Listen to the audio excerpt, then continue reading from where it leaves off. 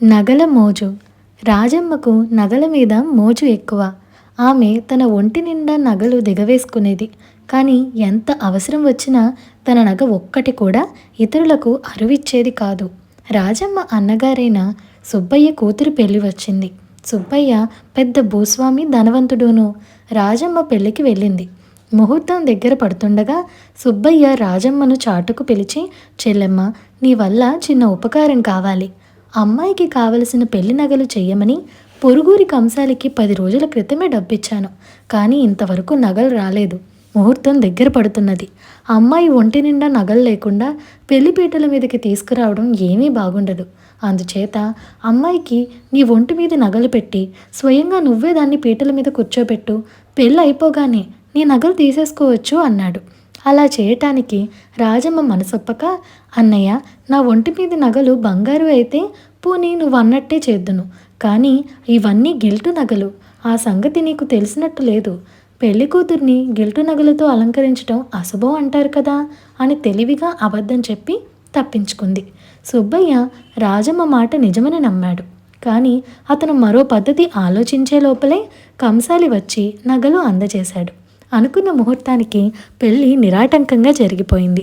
ఆ రాత్రి పెళ్లికి వచ్చిన బంధువులందరూ సుబ్బయ్య ఇంటనే ఉండిపోయారు. మర్నాడు తెల్లవారుగాని ఎక్కడి వారు అక్కడికి వెళ్ళిపోవడం జరగదు. రాత్రి భోజనాలు అయ్యాక రాజమ్మ మరో 2 దూరపు బంధువులు ఒక గదిలో పడుకున్నారు.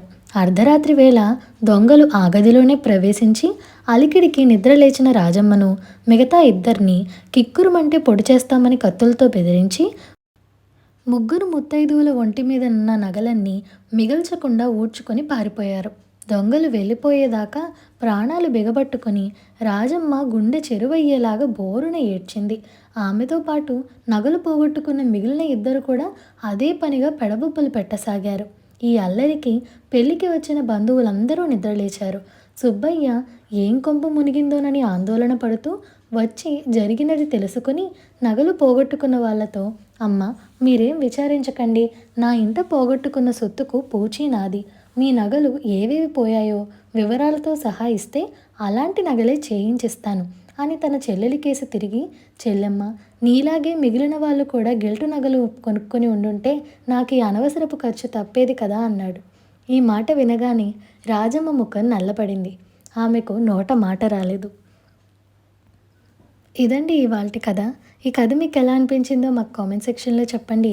అలాగే మీకు ఈ వీడియో నచ్చినట్లయితే like, share, subscribe to Priya stories Telugu. Thank you for watching.